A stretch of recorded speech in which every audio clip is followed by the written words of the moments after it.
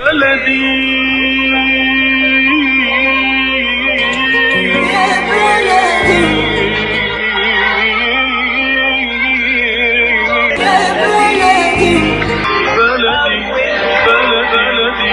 بكل الذين ينضموا للاستماع إلى راديو بلدي، أول راديو عربي أمريكي ويعنى بقضايا العرب في المهجر. برامجنا في راديو بلدي كل يوم جمعة من 8 وحتى 9 صباحا مع ليلى الحسيني في بث حي ومباشر عبر WNZK راديو 690 AM. صباح الخير بلدي، صباح الخير لكل مستمعينا. Welcome to Radio Baladi, the first Arab, Middle Eastern and American simulcast radio show. Radio Baladi is broadcast every Friday morning on WNZK 690 AM from 8 until 9 Eastern Time on Good Morning Michigan with Layla Al-Husseini. Our call-in number 248-557-3300. And now, stay tuned for the best radio talk show on Arab and American issues with your host, Layla Al-Husseini.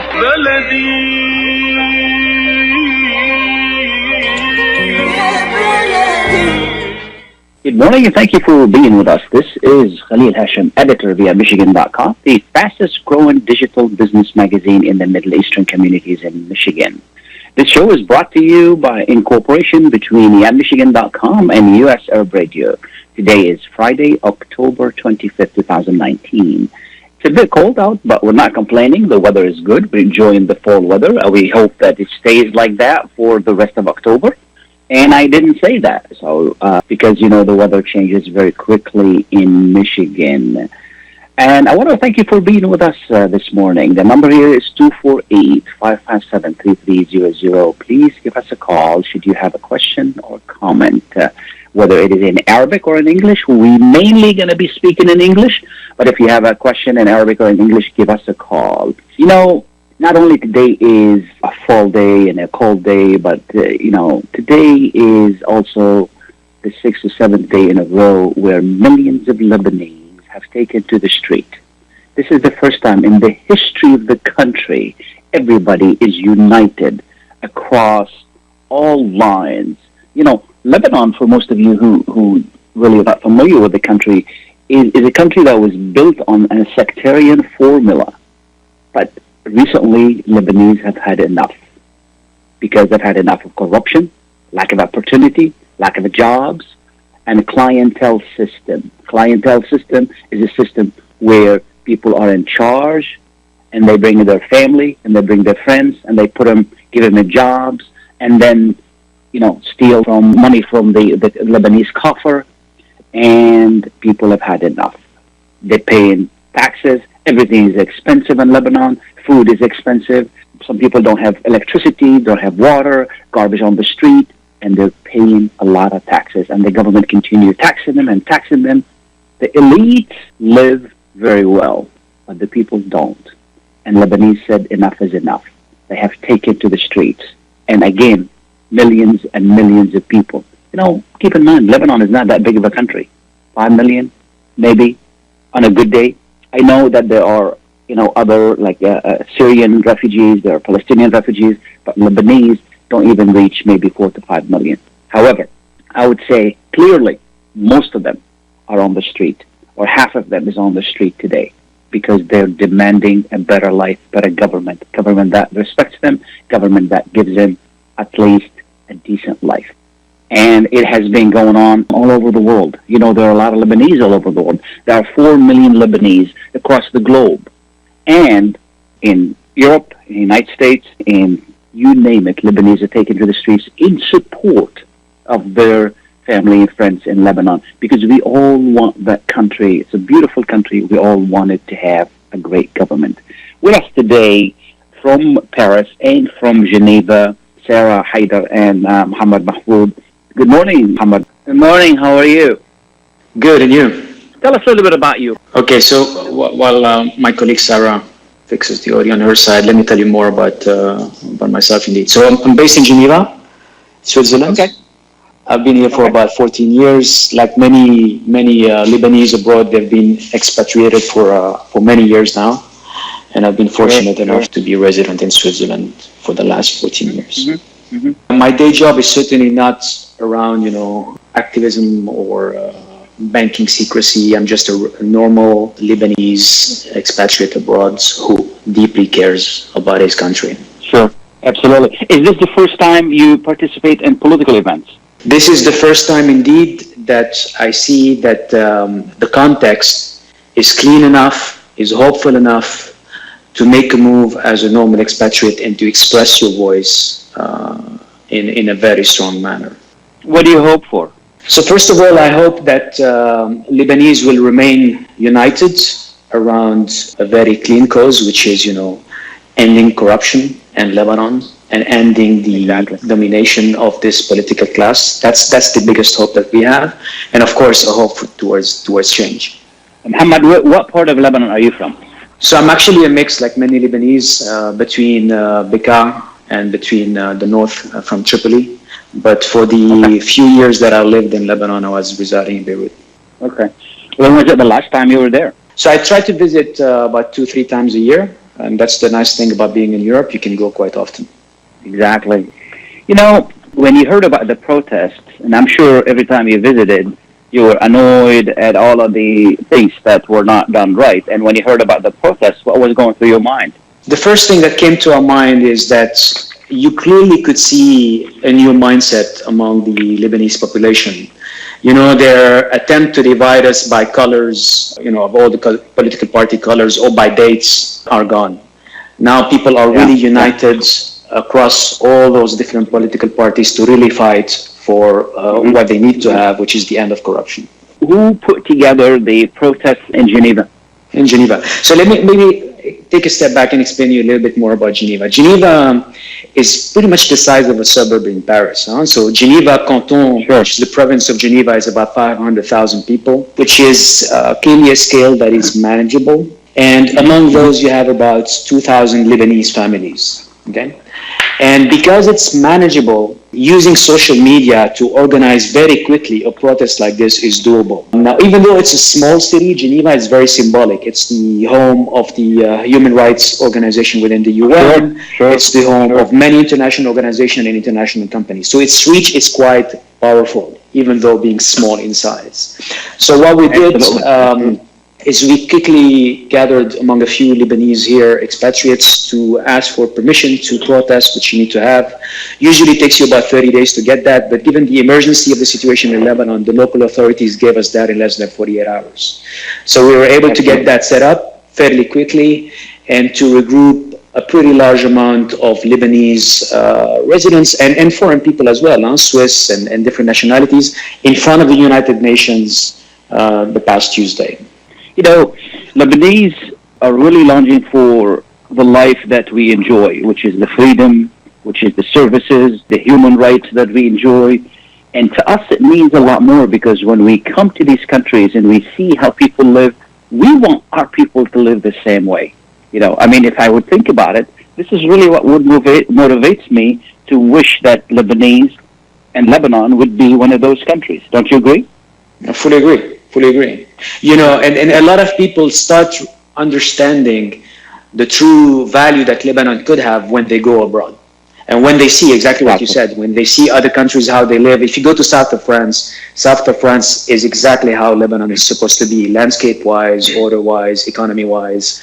And it's a pity that our country is like this, but we have hope that by persisting with those protests and by persisting with our demands, especially the end of corruption, we can get back there. It's not going to be easy. A change doesn't happen in a day or a week, but with persistence and resilience, we can get there.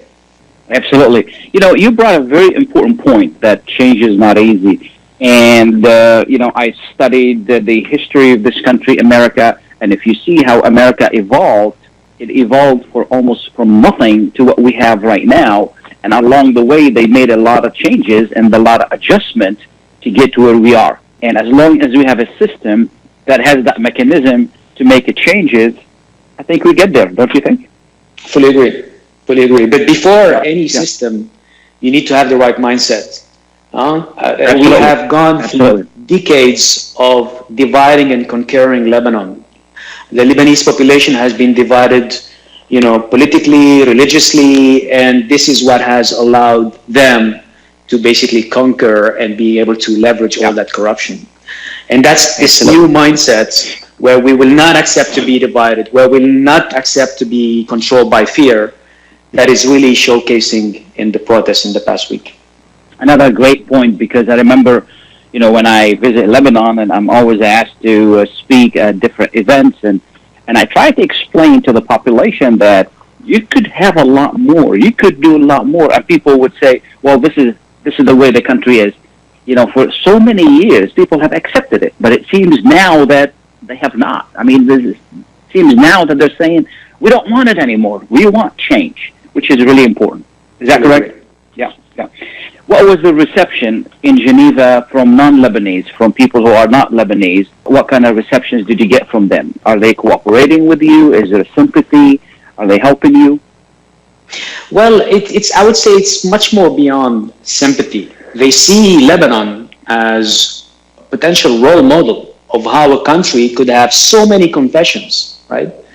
And being able to put hand in hands towards one goal in a united country, while still respecting the different confessions that you have, and it's really expressing them fully and individually. So they see that much more than sympathy. They see that as a potential role model, especially in the heart of the Middle East. That's number one. And number two, one thing that is clearly back on the agenda in the media here in Geneva is banking secrecy. There is a big link between banking secrecy maintained for still some emerging countries and the increased level of corruption that you see in those countries. And banking secrecy now is being more and more discussed, that it's not actually in favor of having the proper conditions in those emerging countries. Absolutely. And what we're going to do is we're going to take a short break, and I think Sara is back with us, and then we're going to connect with Sara and talk to her more about what's going on in France. Please stay tuned. If halal is important to your family, you can trust that Miramar will offer not only the highest quality halal products, but the best tasting and healthiest foods that can be placed on your family table with confidence. Miramar is the first and oldest halal certified food brand in America, serving the Arab and Muslim community, and offers a wide range of halal food products. Check out Miramar's halal food selection today by visiting Miramar's exclusive distributor, Ziad Brothers Importing, at www.ziad.com. Life is a nonprofit charity that's provided humanitarian aid and development to people and communities for over 25 years, regardless of race, color, religion, or cultural background. When disaster occurs here or around the world, Life for Relief and Development rushes in to provide food, medical aid, and shelter to those in need. Please help improve these efforts. Make your tax-deductible donation to Life now at lifeusa.org or call 248-424-7493. When it comes to reproductive medicine, IVF Michigan Fertility Centers are the recognized leaders. With locations in Bloomfield Hills and 5 other cities in Michigan and Ohio, IVF has experts in all aspects of the field. As a founding member of IVF Michigan Fertility Centers, Dr. Nicholas Shama is one of the leading reproductive endocrinologists in Michigan and Ohio. Dr. Shama has performed over 10,000 IVF cases and has helped thousands of couples fulfill their dreams of parenthood. American board certified in both obstetrics and gynecology and reproductive endocrinology and infertility, Dr. Nicholas Shama is a very caring, compassionate, expert physician that understands not only the medical but also the emotional toil of infertility on his patients. When it's time, get personalized care from Dr. Nicholas Shama at IVF Michigan Fertility Centers in Michigan and Ohio. Call toll-free 855-952-9600, 855-952-9600. Welcome back, and thank you for being with us. This is Khalil Hachem with the Local Connections on US Arab Radio. I'd like to remind you that US Arab Radio is one of the largest ethnic radio stations in North America, and I want to wish our leader and the founder of US Arab Radio, Layla Al-Husni, who is traveling in the Middle East right now. I want to wish her safe travel. We're back talking about what's going on in Lebanon. Again, millions of Lebanese transcending all kind of labels and all boundaries and are on the street demanding a better life and corruption and end of a system that has really delivered nothing to Lebanese but misery. And we've been talking to Mohamad from Geneva, and now we're going to talk to Sara on the line. Yes. Good morning, Sara. First, I want to thank you, Khalil, for having us on your show. Sure. Tell us a little bit about you, Sara. Okay, I'm a Lebanese citizen residing in Paris. I'm currently doing my PhD in constitutional law at the University of Paris-Nanterre. I'm also a lecturer there. I teach theory of law and criminal law. My field is about new Arab constitutions and fighting corruption. Basically, it's about Tunis and Morocco and Egypt. They had like constitutions of Arab. Okay. How did you get involved in the process? Member of مغتربين مجتمعين, which is a Lebanese group that organized the protest last Sunday in Paris. Okay. And why did you feel that you had to be on the street in Paris to make your voice heard? First, because in Paris, the Lebanese diaspora is really big. Like there's thousands of Lebanese residing here in Paris. And France has been since history a great ally to Lebanon. And the French, Lebanese and the French feel like they're somehow very related, and we have somehow like a common interest, and that's why we thought that we should do like. Actually, it was the French who started all the mess in Lebanon. They're the one who, gave us the system that we have. But that doesn't mean that we should have kept it. It was more like a beginning, but unfortunately, we just went ahead and kept it. What do you hope to accomplish from the protest in Paris? I don't think we can say that it's like the current regime that was responsible for what happened back in history. In our cases, what we accomplished is that we reached 300 people that came to the protest, and we somehow published a comment statement asking for the French government to support the process of recovering illicit assets of Lebanese politicians that have goods in France, that have houses or any other properties, and we are trying to push the French government by trying to reach the French media in order to have more support regarding the process of recovering illicit assets. Absolutely. You brought up a great point, and that is, being Lebanese or from Lebanese origin in other countries, how could you influence the host country where you live in which to help Lebanon? And what you said is exactly what needs to happen, in which people need to reach out and make sure that, asking to really form some kind of either a commission or a group that would mandate to the Lebanese government to investigate and return all the money that was stolen, and then create a better system. From your background, and you seem to have a background in law, how could this happen? Khalil. In fact, what people don't know, that it's a really complicated process. There's the anti-corruption convention that was made in 2003. That Lebanon signed this convention, and there's like chapter 5. The chapter 5 of this convention talks about recovery of illicit assets. Tunisia did it. France government confiscated some of Ben Ali's properties in France. They only confiscated because France doesn't have yet the law that permits to transfer money to the Tunisian government. Actually, it wasn't the Tunisian government that asked for the confiscation of properties. It was the Transparency International and other NGOs. That's the important thing to note, that we don't need the government to interfere. We can engage international NGOs in this fight, and that we should put pressure to really support our cause. And on the personal level, I think that the diaspora can only have impact regarding this process. I mean, here, I don't see like there's interest in debating about a new constitution or debate about who's going to be the next leader. I think the most important thing to do here is to press the French or the Swiss government and Switzerland. It's really important to push the Swiss government, because in fact Switzerland is one of the countries that gave other countries they gave them back some of the properties, some of the money that were founded in their states. So you're calling for limited reform, is that correct? I call for all the diaspora to get united and to form. And I can't say a committee, but form like really an intellectual group that formed by jurists and political sciences and people who are specialized in political science, in order to push the international community to act. Because, like I said, we don't need the government to interfere. can be done on an individual basis. Yeah, but I mean, don't you think this is a great time to really change a system that has never worked for the country? It worked for Tunisia.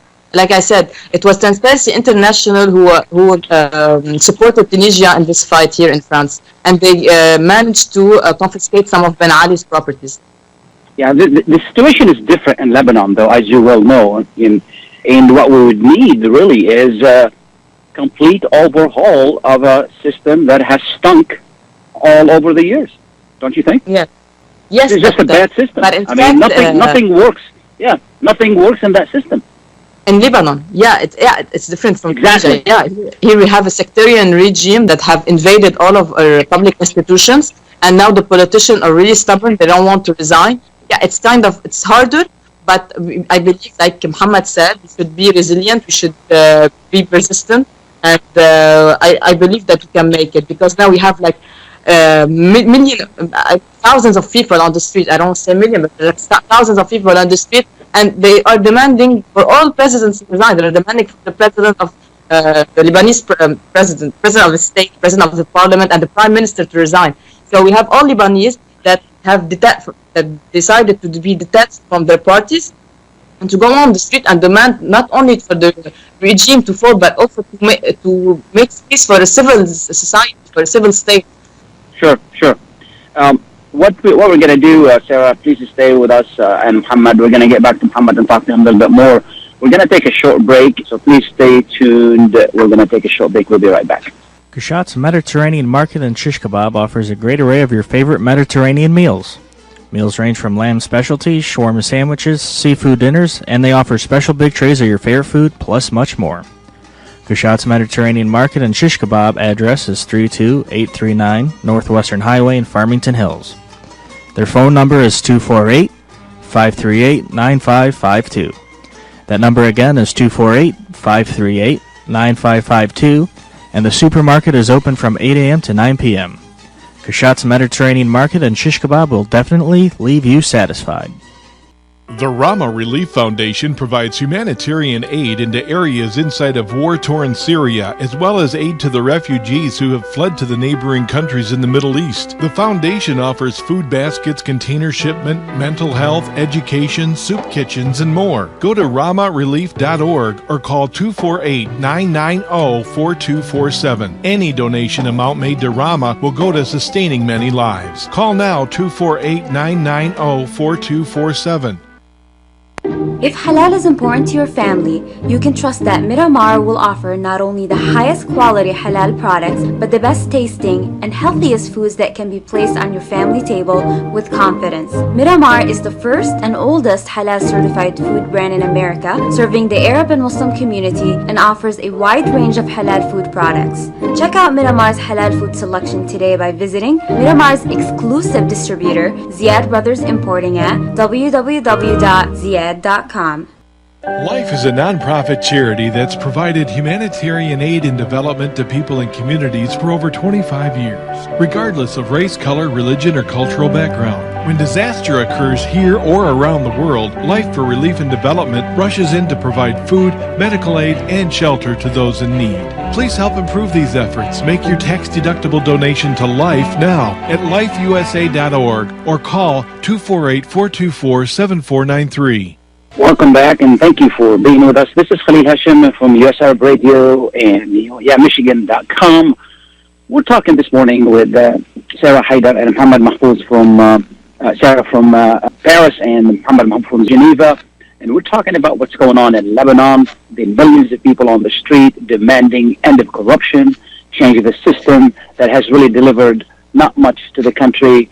And, people just want a better life. I mean, we have a government that can't even remove the trash off the street. How bad could it get? And they can't agree on anything. We all remember how long it took to form a government or to agree on anything. Mohamad, I want to go back to you. Sarah and I were talking earlier in regard to how we can fix the system. And, should we go for complete overhaul if we can, or should we go for the limited, reform? Sorry, could you repeat the question? Could we go overhaul and then... Should we go for complete overhaul of the system, or should we go for limited reform? Okay, so let me take a step back as well here. What they will try to do, and what we have seen as them trying to do, is to reinstate fear within the population, fear of vacuum, okay, and reinstate division within the Lebanese population, whether in Lebanon or abroad. Division with respect to the different geopolitical positions that somebody can have. The number one thing that we need to focus on and remain resilient on is this new mindset, being united. We will not go back to a state of fear and to a state of division by political parties, by geopolitical positions, and so on and so forth. We will remain united in this fight towards the end of corruption. Now, on that point, I would say we need to take it in two-step process. Sara was describing how other countries like Tunisia were able to get some of their stolen public funds back. For us, at least, if we can go for a first step of stopping corruption, no more corruption from now on and forward, that would be a good step. And that would be an amazing step. And making people accountable as well, right? It is not normal for Lebanon to be the third most debtful country in the world. So taking that as a two-step process, no more corruption in the future, and then, you know, we can see how we can work through legal institutions in Lebanon and abroad in getting back the stolen public funds, which many of them are residing in Switzerland, in banks in Geneva, and that's why it was very symbolic for us to make our voice heard from Geneva, that we are in full solidarity with our Lebanese people, and that we will act and team up with other diaspora entities in Paris and others to go towards that fight. I really like your idea in which you are making sure that the power rests in the hand of the people when you're talking about everybody remains united. And this mindset is very important to really teach right now and spread among Lebanese that they have the power, not a handful of corrupt officials who are fighting for their survival, basically. And this is what they're doing. So it's very important that people remain in that mindset. Yeah, if I may, because you do have students listening to you, you have listeners that are students, you have listeners that are parents. Let me just insist on that point. Because it's very easy for people to go back into their old status quo, right?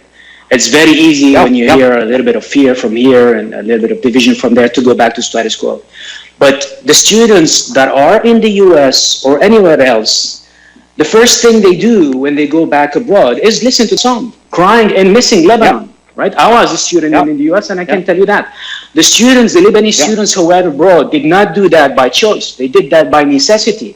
And the biggest fear they have when they are abroad, and when am I going to see my family again? Am I going to be able to make it on time, go back in Lebanon to see them if anything happens to them? We don't have to live through this anymore. And it's keeping on that spirit of remaining united that will make sure that future students don't have to leave Lebanon, and study abroad. They can perfectly study in Lebanon. That's for the students. And for the parents, tell me one parent who wouldn't dream, actually one Lebanese parent who wouldn't dream to have their children know the Lebanon that they dream of. They all do, right? And we need to remain attached to that, to be able to go through that fear and to be able to go through that division that they will push towards us. Absolutely. Sarah, would you like to add to that conversation? Yeah, like you said, 100%, 100% agree what you said, that all as well victim this sectarian regime. We only left our home because we get proper education in Lebanon. The public university is invaded by corruption, and it lacks really all services. So I 100% agree what you said. That we only left the country because we didn't have another solution. And now young people are leaving this country because they can't find jobs in Lebanon, and because of these regimes that have been functioning since the Ta'if agreement. Absolutely.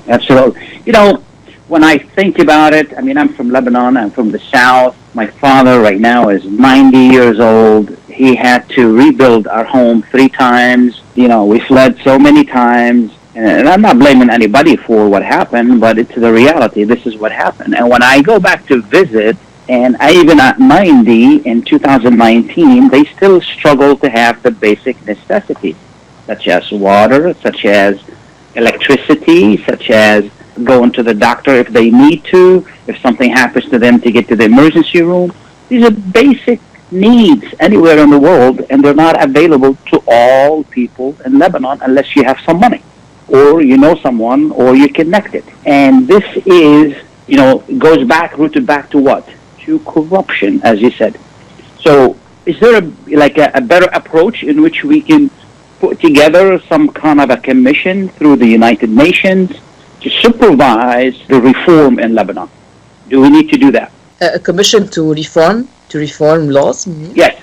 Over the years, the United Nations has interfered in which providing a commission to, it can be all Lebanese, it can be from, people from scholars from outside of the country, in which they would help the country get back on track, get back on, get the money that was stolen. We have a great minds in Lebanon, whether it is in Lebanon or outside, and all of these people can help put this together. What do you think? Okay. Just to let you know, Khalid, that I've been working recently with UNDP Lebanon on some laws related to anti-corruption. With who? I'm sorry, with who? UNDP program in Lebanon, an anti-corruption program that is managed by a Lebanese, American Lebanese, and they're doing a great job. They're they did the anti-corruption strategy in Lebanon, but the problem is that they couldn't push the government to adopt. The main thing was the government, the regime was refusing to adopt laws that were efficient. That's the main problem. We have competent people in Lebanon. We have a lot of a lot of people that are specialized in anti-corruption, but the government, they're not showing support to these laws.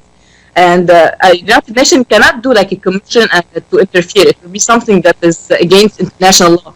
But they already have the UNDP program that is specialized in anti-corruption. And the only thing that we need is a collaboration between these institutions and the government. And that's why we need to break the system and make place for competent Lebanese. Let me go to Mohamad. You want to add to what Sarah said? I want to also add only one point, Khalil. Of course, there are all those methods and institutions that Sara is referring to. At the end of the day, it also goes back to the individual Lebanese, which is going above that mindset also. And whenever we're going to have those future elections, in which I hope will be ahead of schedule, for them to remember that the culture of Zohama, or the culture of a leader who has been sitting on the same seat for more than 30 years, that culture is over. And they need to remember that when they cast their votes, they have a simple decision to make. Do I want to vote to be stuck in the same corrupted environment and corrupted system for the next decades? Or do I want to vote for a change for my children? And that's what they need to remember. It comes back to the individual as well, on top of all the institutions that Sara was talking about. Absolutely. We have Zohair on hold. Good morning, Zohair.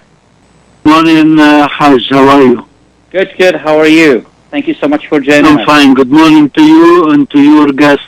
I don't know if from the beginning, and then we're talking about what's going on in Lebanon, and conversation.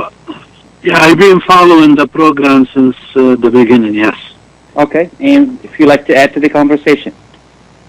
Absolutely. First, I salute the Lebanese who are on the streets for over 9 days now, and basically I ask them to be united and to forget the religion issue, because there is a bigger picture right now. Is the future of the country, the future of our children and grandchildren who live in that country. Hajj, in my opinion, the vacuum is very dangerous right now. The change must be taken by the parliament. What bothers me very much, that all these leaders, from Nabih Berri to Sayyid Hassan to Ja'ja, Aoun, all these people who are in power, Al-Hariri, they all talk about the change and they support the movement and everything. It's very simple, procedure. Mr. Berri can call the parliament to come to a meeting, and they can approve within 10 minutes the change of the way they select, the parliament based on religion and sectarian election. They should change it, make it based on being Lebanese only, not because you are Christian or Muslim or Druze. It is 5 minutes procedure. They can change it. And Mr. Berry can invite all the parliament members to show up. Then, who doesn't show up, we know that those people don't want the change. They are happy with what's going on. They are happy to stay in power and to steal the public money, and they like the corruption. Expose them to the public. And there is a majority in the parliament right now to pass that law. Second, they form a new cabinet based on separation of power. Basically, no parliament member can be a cabinet member, because you cannot be cabinet member, then, the parliament ask you, to be accountable for what you're doing. There must be separation between the two branches of government. And third, all these people in the cabinet have to be specialized in their, kind of work they do, or the cabinet seat they are given. Third, there should be separation of the judicial system. You cannot have judges who are basically the puppets of the parliament and the cabinet members. The way they appoint the judges, it's based basically on your religion and who you are following in the parties, the political parties in Lebanon. What I am afraid of, those are very simple things. They can be done within a few days. And the Lebanese army is basically going to be the safekeeper of all these things. And my information, which I have right now, Haj Khalil, that some parties already are giving weapons to their followers to be ready if anything happens. And that is very scary.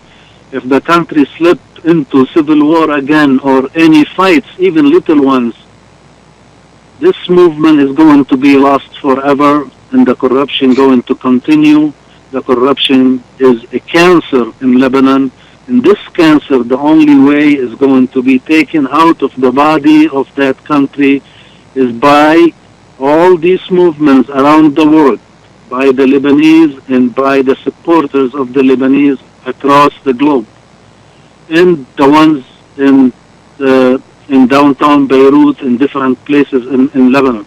They have to be united. They have to understand that the picture is a lot bigger than just, little things.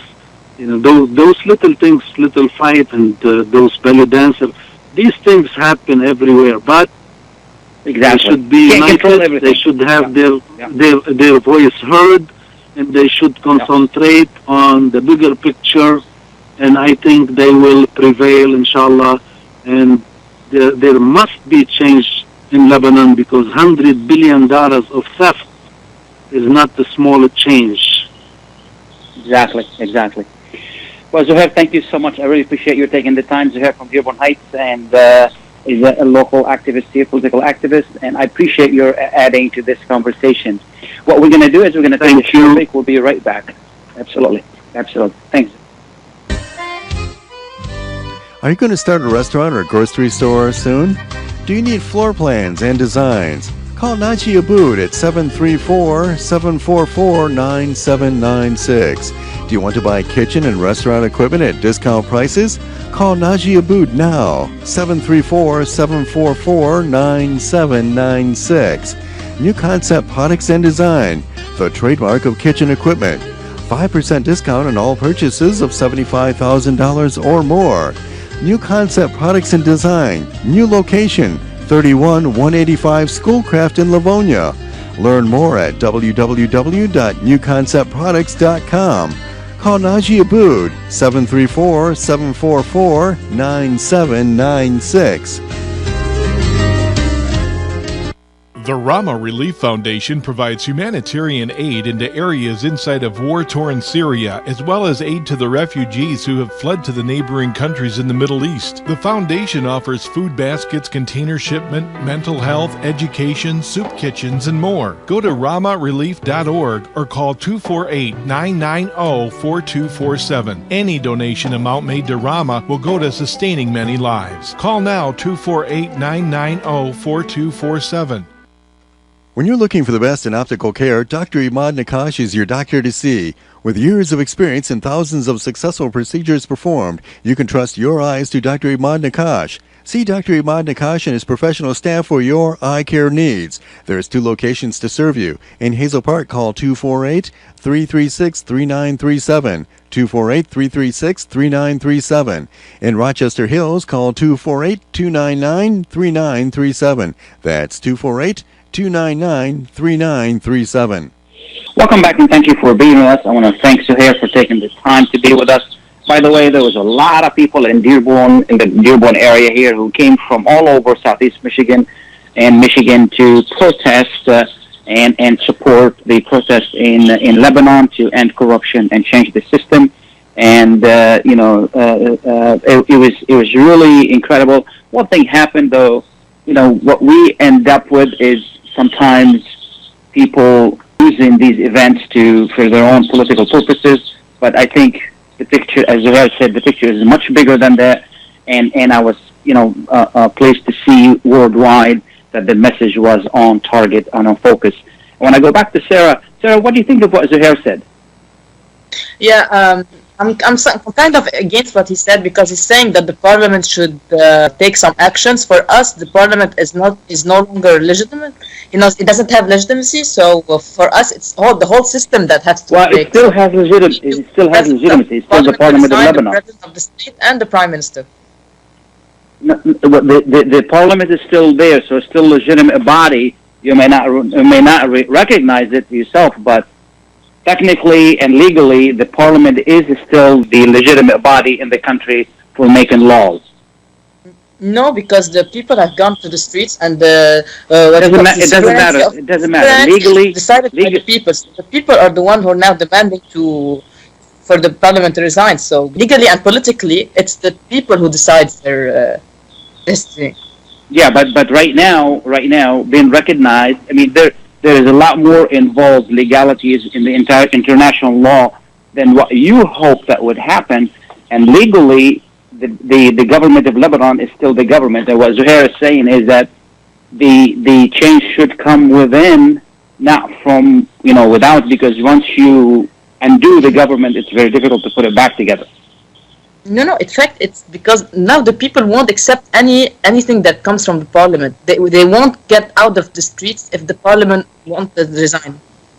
That's the main issue. That's the main issue, and people should understand that we're not here. Wouldn't that create a vacuum?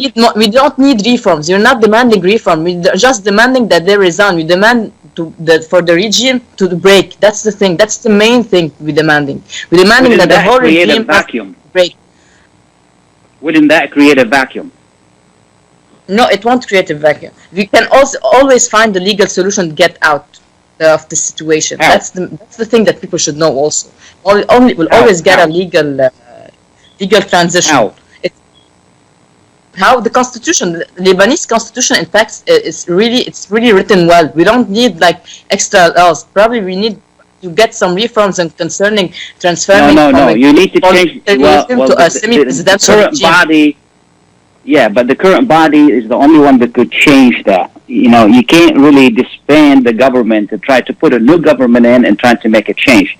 Anyway, let's see what Mohamad thinks about that.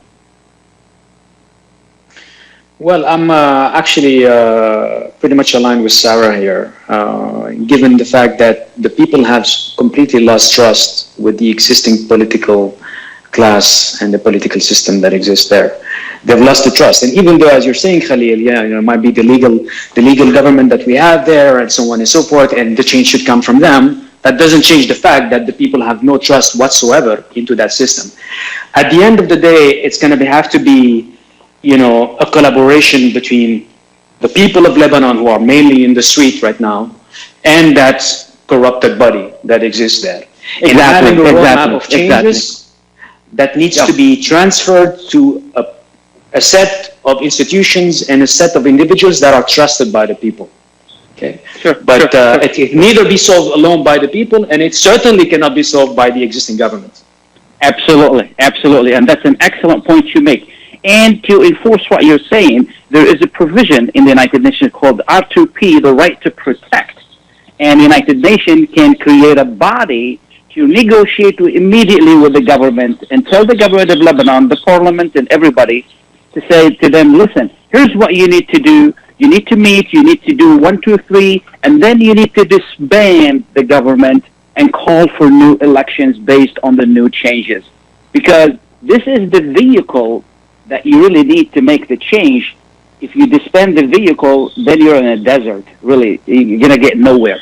So what you're saying, Mohamad, is very important, and that is that cooperation with the people, between the people and the current corrupt government to make a change and remove these people and then, bring them to justice. That's a very, very good point. And I'm going to, since we're running out of time, I'm going to give you, 1 minute each just to tell us the last point, what's your last thought? We'll start with Sarah. Yeah, I just want to add that you're trying to make it as simple, like the thing that cooperation between government and people. People are now, they're not ready to do any cooperation with any party that's now in the power. That's the main thing. And second of all, like many cases in transitional justice, during the revolution, we don't try to analyze the legal solution. It's at the end. Now we have to only keep to make the revolution continue and to be persistent and have some resilience doing this revolution. That's the main thing I want to say. Now we don't have to think about the constitution, about the legal way out. Now it's about to continue. I'm saying it out of the as a Lebanese citizen. Yeah. Yeah. See, history, and we go back to Mohamad immediately. History shows us that does not work. That creates chaos. And even the Bolshevik revolution in Russia, they used the old system to institute the new ideas. So it's always better when you have a system, use it, make it changes. It's much easier taking it apart and try to put it together. Mohamad, you have the last minute. Yeah, just last point. Let's not be fooled by the fear of vacuum. It's been raised in this call, the fear of vacuum. One, because there are, proper ways and legal ways to have a new governing body and avoiding that vacuum. That's number one. And number two, Lebanon is in a state today because of the vacuum that we had for the past decades, a vacuum of patriotism, both in the leaders and in the people of Lebanon. Now the people of Lebanon have woke up, they woke up and now they are united and they have true patriotism in their heart. But now we need to have leaders that are there with that same level of patriotism and do not sell Lebanon, for their own personal interests. Wonderful. Thank you, Mohamad from Geneva. Thank you, Sarah from France. Thank you, Zohair from Dearborn Heights. Thank you, Mike, for producing this segment. I really want to thank you, and we wish that the best thing happen. We're all motivated by the love of this country and the love of the people, and we hope that, we may disagree on how this can be done, but these are small disagreements. We're all on one page, is we want to end corruption, and we want to end it soon. Thank you all for being with us. We really appreciate it. And thank you to our listeners. I wish you a wonderful and great weekend. Thanks again.